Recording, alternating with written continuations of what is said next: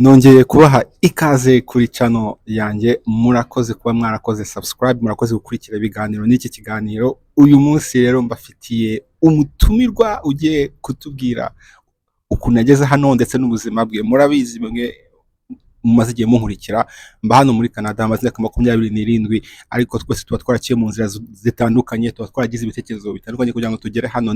Niyo mpamvu zajya ngira ibiganiro n'abantu bagiye bagira hano. Icyo nababwira nuko uyu mugabo ntabwo akomoka mu Rwanda, ariko ikinyarwanda arakigerageza.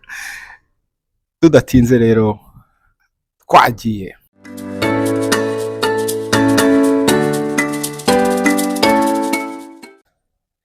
Mwirwa neza? Turahoma. Turaho. Reka dutangire rero, mwakwibwira abarimo gukurikira kino kiganiro. Asante sana, komera wose ngaho.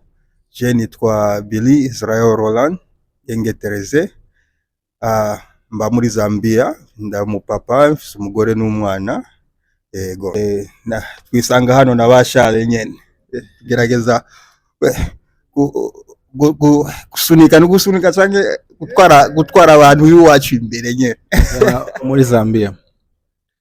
Ni byiza. Muri Canada mwamaze igihe kingana iki? Mukora iki hano?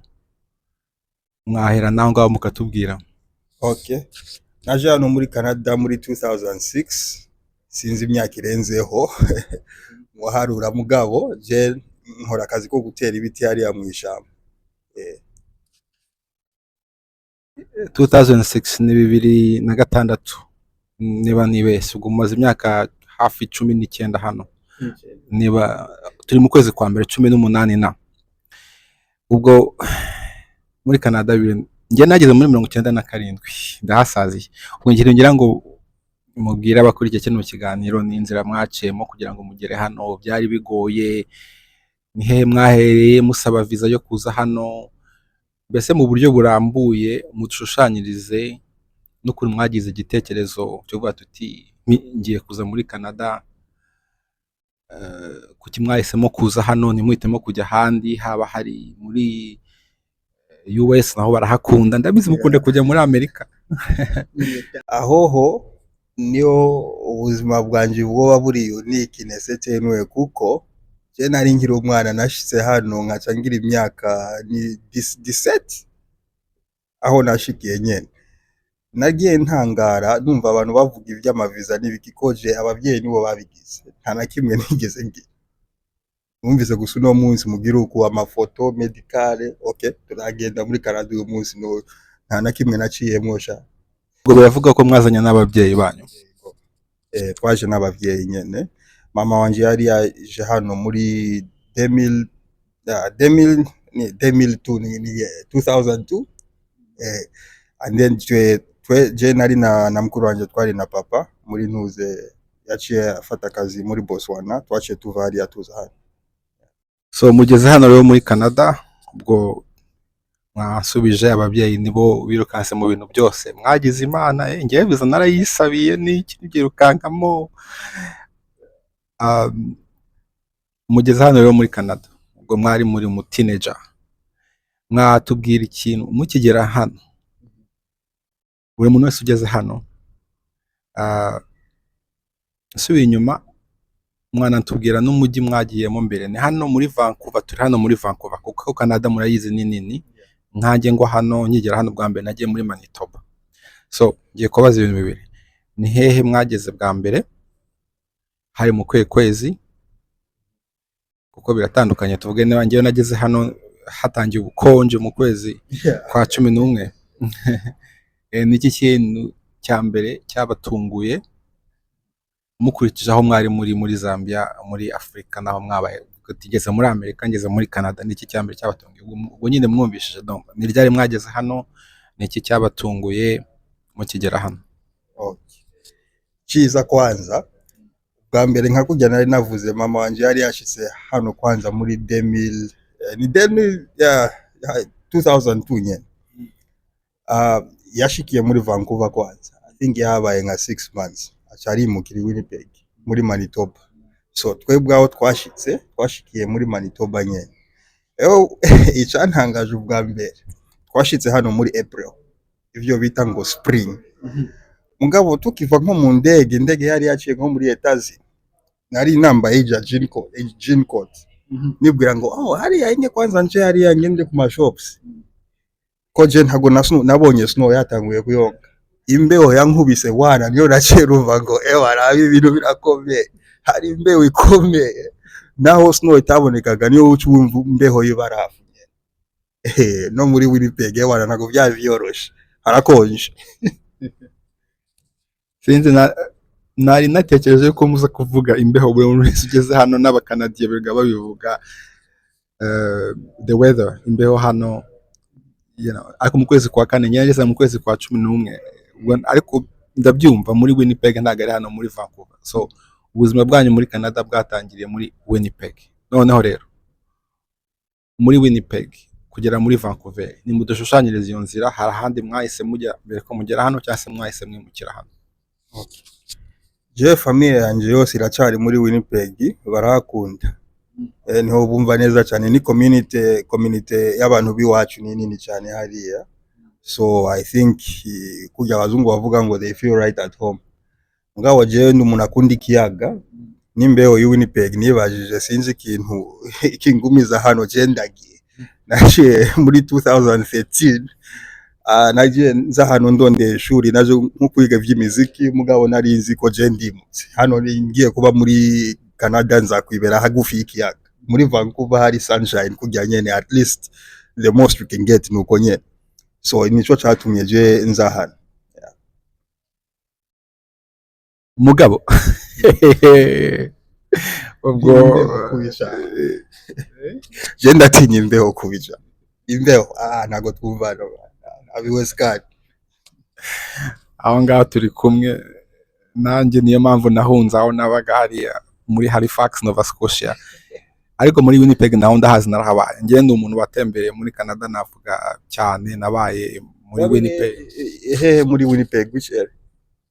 Ko twe twari muri Fort Richmond hariya, nagiye no kuri FRC y'ashuri.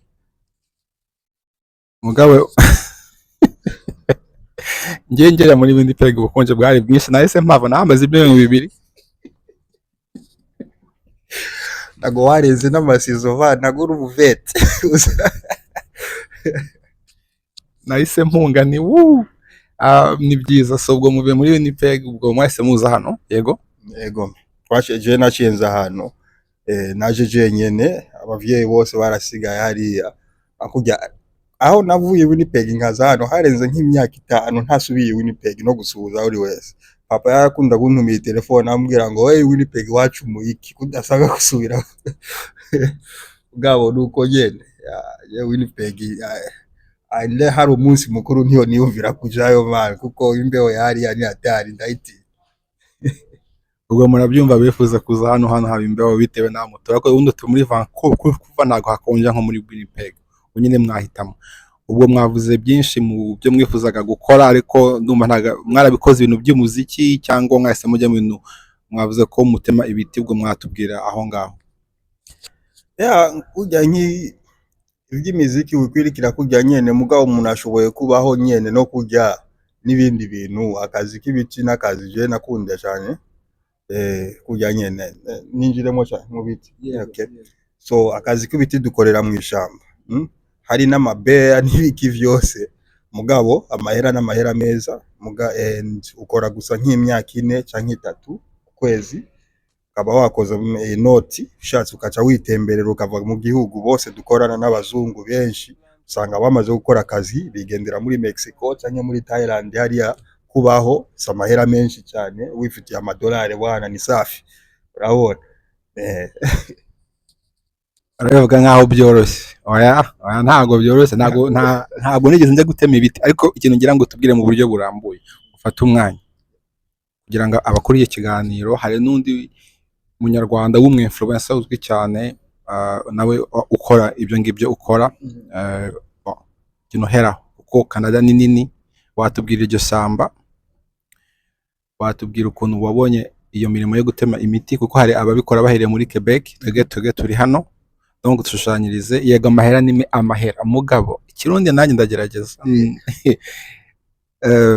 mbese ku buryo mu buryo burambuye uvuga uti akazi ukabona niba binashobotse wenda tubwire amafaranga abantu bakora, kuko ntabwo ari akazi gakorwa amezi 12, right? Kuko it's a seasonal work. Seasonal no kuvuga ngo iyo hakonje cyane numva ntabwo mutema ibiti wenda, weather hagomba kuba hari ukuntu nyine byifashe ayo mezi. Mbese dushushanyiriza ku buryo umusore wicaye yaba ari muri Canada cyangwa atari muri Canada yifuza kuza muri uyu mwuga yakumva iyo nzira, unatubwira izo challenge, mbese ako kazi ubwo utubwiye byiza amahera, noneho ugenda no tubwira niyo ukagezemo ni gute. Uvuze ko hari the bears, ubwo the bears ntabwo nzi ni iki bya bisimba binini, yewe ndaza gushiraho ifoto wenda, ariko iyo uhuye nabyo ntabwo biba byoroshye, nyine bigucamo kane. Urabyumva, donc iyo nzira ku buryo umusore wese cyangwa n'inkumi pe, njyewe cyangwa n'abapapa cyangwa abazee, njyewe bavuga ko ndi umuzee nshaje imyaka 40, donc ku buryo nanjye nakumva ni ngiye kurega akazi ko mu biro njye gutema ibiti, kuko akenshi hano hari wenda n'imyuga no muri Afrika badakurikiye ko bari mu isi yose bumva wenda kujya gutema ibiti, njyewe ndi umubosi ntabwo najya gukora ako kazi, urabyumva. So really like fata umwanya udusobanurire ako kazi ukuntu umuntu yakabona byose aho nyene. Kwanza kuko mfise opportunity yo kuvuga ku biti, inge ntangurire ngaho nyene, hariho ikintu gikuru cyane. Kwanza twabwa abanyafrika probleme dufise, aho nari ku ishuri je naje hano nkiri umwana kujya nyene 77 ku ishuri y'abazungu, hari ico baba bafise bavuga ngo ama trades. Nk'ubu uri muri grade 11 canke grade 12, hari bisi gutwara ya kuri technical college ukagenda ukiga nk'ama trade, uba nk'umu electricien ukajya nyene ukiga utaragira graduate grade 12. So ugize graduate uba ufise nk'ijya trade certificate, ero ufise trade certificate hano wokora amahera menshi cyane. Mugabo probleme kujya nyene twiyumvira, je nkora akazi ko mu biro nago nogira bijyanye, niyo probleme itangurira. Kwanza uje hano muri Canada, kwanza nk'ubu mu biti hajya wavuze muri Quebec hari biti tereye hariya n'amategeko yabo nyene biba bitandukanye. Hano muri BC utera abakomeye tereye hano, mugabo amahera ni meza, ubu baguhemba neza cyane. Mugabo ibi bintu ni technique yawe nyene ukuntu ukora, uhembwa ku giti kujya nyene utera, ushatse wokorera make, ushatse wokorera menshi, bikwirikirana wewe nyene ukuntu ushaka kubikwirikirana. Aka kazi bavuga ngo karakomeye, hari umunsi gakomeye uduga umurima. Kwanza uduga imirima wambaye amasakoshi nk'abasoda ugenda mu ipori ugiye gutera hariya kwitera. Mugabo aho wobona nk'amapesa nka 5 usubanga nka 4000 muri 2 weeks do y'amadolari, n'amahera meza cyane. Naho uri hariya uri mu ishamba nkaburya benshi amakampani dukorera ajya amamansi yose bari ko baraguhinga zabure, ukibera mu ihema nta rent uri kurariha, so zijya amahera yose uba uri kurashira muri ntuzi mu ikonte. Abandi bantu bavuga ngo aka kazi kagoye no kugora mu mutwe gusa, ukuntu wiyumviye approach yawe, kuko hari dukobwa duto dutera ibiti neza cyane byinshi. Jewe wanyigishije gutera nagakobwa gato cyane, kananyigishije kanyereka ama technique nuko bigenda. Je aka kazi ndagagira recommend cyane, nkuko no ku banyeshuri. Uri umunyeshuri nagukeneye gufata amaloni yo kwiga genda ku ishuri kujya nyene, bijya vyose wowe bivamo, kuko tugakora muri sama utari mu ishuri, ugenda hari ugatera ibiti ukagaruka n'amahera. Nk'ubu garutse ufise 20000 cyangwa 25000 y'amadolari, nta na kimwe ugira graduate udafise ideni. Hari abana dukorana 21 years old ava hariya mu ishamba na down payment y'inzu, urabona. So naho twinjira mu ishamba mu ipori tukagwana n'ibikoko nyene mugabo ntagonda afa. Benshi abantu biwacu ntago barafa, hari benshi abarundi n'abanyarwanda muri kajya kazi. Ukuntu je ninjiyemwo n'umushinga nawe wundi yitwa Chance niwe yabimbwiye kujya nyene nkarondera, mugabo ni benshi n'umukuru wanje yari yabigize. Kwanza abarundi benshi n'abanyarwanda bari mu biti, nakazi keza cyane. Je ndagagira recommend nakazi ko nyene je nigeze nkunda mu buzi bwose, kuko kama freedom kakampa n'amapesa nk'abajyanye bafise ama projet yo muri mu Burundi nyene hariya mu iwacu, ushaka kugira ama projet y'studio urungika amahera ngo ba oncle bagira uku usanga bari amapesa, uriko uratera ibiti urazi ni 4 months wo kwiterera ibiti ugafata 8 months uri hariya muri Afrika wigirira ibintu vyawe kujya nyene. Je ndagakunda ni safi. ubwo muvuze ibintu byinshi, ubwo buzi ibihumbi bine ko turabigarukaho kuko ntabwo ngira ngo abantu bakurikira kino kiganiro hari ukuntu tuvuga ibintu, yego ni umwuga mwiza uhemba neza, ariko ni byiza yuko umuntu tubaha ishushanyo ryuzuye, kubera ko ubwo uvuze ko umuntu akora amezi ane, ariko hari andi amezi 8, amezi ane gusa niyo umuntu akora. So nk'ubu amezi ane kuko niyo urazi hano haba hari snow, aho niyo minsi wowe ushoboye gutera ibyo biti. So muri ayo nyene nkuko kuko ari season, nkuko jewe narangije ucugira apply bakaguha EI, so urahembwa nka hafi y'ukore for the nka 4 more months, aba bariko baraguha amapesa every 2 weeks, urabona. Ewa sorry question ndi wari mbaze ni ibyo, ariko nk'ayo muri Canada tuvuge, reka dushiremo imibare, ngende umuntu ukurikira imibare, sibyo?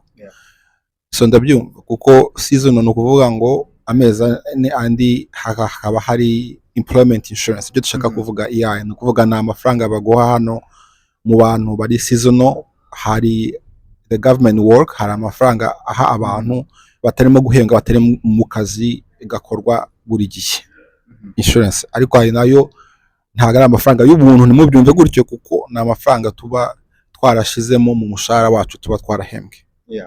Okay, bo amezi 12, so ni ukuvuga ngo noneho tubwire tuti muri amezi ane nkoze duhembwa ubwo bavuze 4 bibiri byumweru bibiri, ni ukuvuga 8 ku kwezi. Numva ni menshi, 8 ya, so ni menshi. Ni uvuga ngo 8 ukube 4,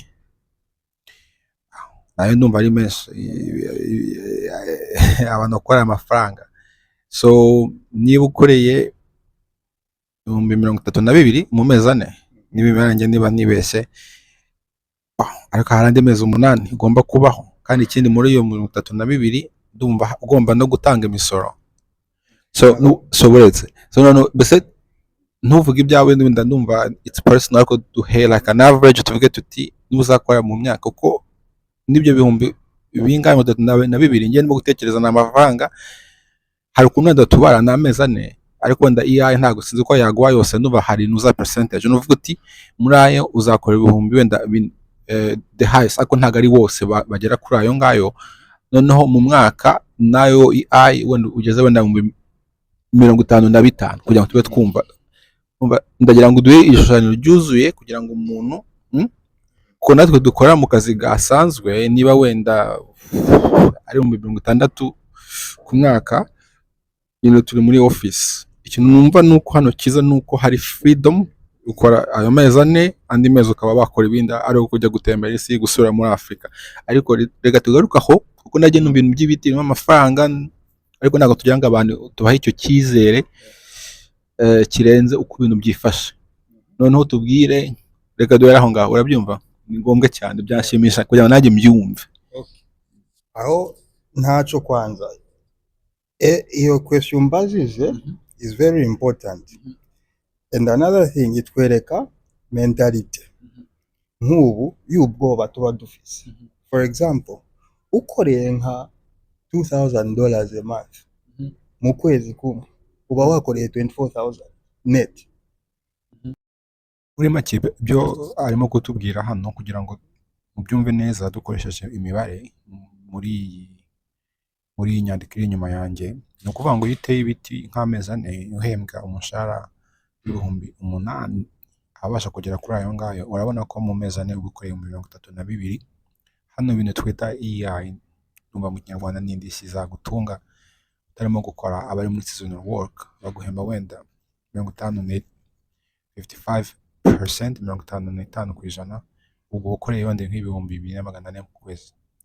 Iyi no mibare ni approximative, muyifate imibare nyayo. This is approximative kugira ngo mbahe urugero kugira ngo twumve. ayo mafaranga ukuntu abangana mu mwaka, hanyuma nyine ukagera mu yandi urabona ko ugera mu 67,200 ku mwaka tuvuge, urumva naba ari mbere ko wishyura ya imisoro n'iki. Ndagira ngo mbahe wenda na idea kugira ngo mwumve angahe. none ushoboye gukora nka 25,000 vet muri 4 months ntabwo uvuga ko uteye imbere ngaho, kuko uba ufise 8 months. Iyo 8 months hari ibindi bintu wogira ushatse amahera, you are free. Murabona mugabo nkuko jewe ukuntu nka iya yanje every 2 weeks irinjira, naho yoba ari hafi, kuko nkijya check uri kuraronka ari mu ishamba nini iya ikaciba nka 55% canke kujya nye ubu uri kuraronka nk'umushahara wa full time umuntu ariko arakora nk'ini wa mwezi every 2 weeks.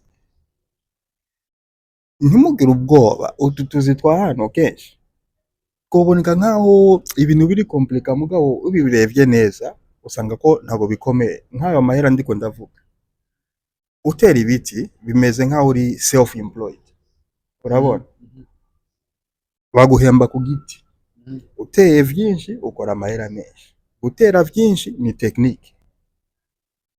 Iyo technique uyiga nabigoye, uvuganye n'abantu uza okay utera gute, ahanye kugenda nuku ni ibintu ushoboye kumenya, ntabwo bigoye cyane.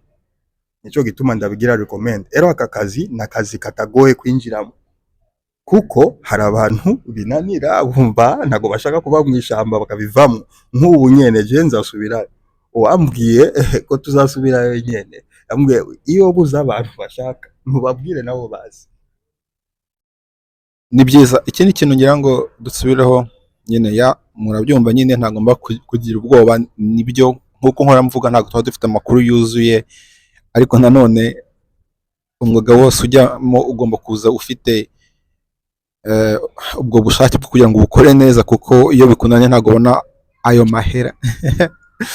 So dukomeje rero, muri make hari ikintu bavuze cyo kujya muri trade, kuko hari ikiganiro ndimo gutegura kizabwira abakurikira ikiganiro n'iki bakora ugeze muri Canada. No kuvuga hari skills zikenewe, abenshi bumva niba bageze hano ngo kugenda bakora akazi ko mu biro nk'aba doctors yego, cyangwa kujya kuba an accountant muri comptabilité gutyo, ariko trade ni ngombwa, sibyo? Trade bwana hano urazi ntabwo bimeze nk'ahari iyo wacu vuba umu electricien akaza naoneka maskini. Hano uri umu tradesman ukora amahera, and it's the easiest way yo gutangura company yawe. Nkuko hari abagenzi twari dufise ero kuno winjira mu trade woronka nk'akazi ko kubaka amazu, urinjira nk'umurebere nye ugakora 1 year, company gutwa cyangwa wogenda ku ishuri 2 weeks ukacufata level 1 certificate, ugasubira ku kazi ukora uhembwa. Next year 2 more weeks level 2, ubigize nka 4 years uri kurakora shuri 2 weeks gusa. So in total muri 4 years uba wagize 4 months y'ishuri, mugabo experience ukacuba mu red seal journeyman. Aho ukwikorera wenyene nawe uri kurakorera company ugacutangira kugira nk'ama side contract. Hari aba plumber man umuhamagazi wanyu ni $400 yava yinjira, urabona ariko baramuhemba hariya yinjira ikigurira nk'ivani agafata ibintu byiwe. Je nariko nagira roofing kuri market kanye nyene muri BC. Hariho ama contract twari dufise, naje nibajije hari n'abakiriya bambajije kutagira ukubonye nk'ubu wifitiye nka van na ladder n'ingazi, ugenda gusa hejuru n'amabati cyangwa bayita gute n'amabati yes. On the roof ugenda gusukuraho ukagira clean gusa, ukuyeho gusa ntuze bijya ama leaves nye ukagira clean bwana ni $1,000 ngaho onye in less than 30 minutes. Uronka yanga utari umuroya muri office, urabibona.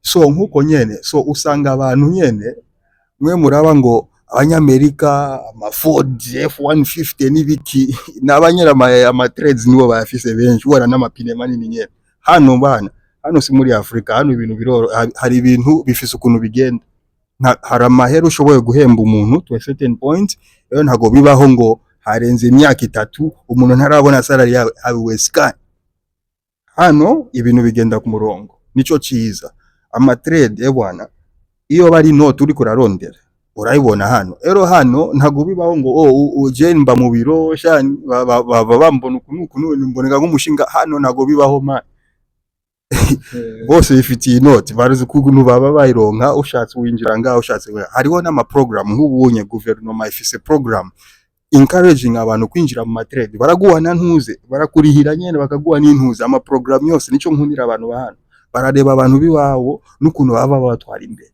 iminsi yose nico ciza.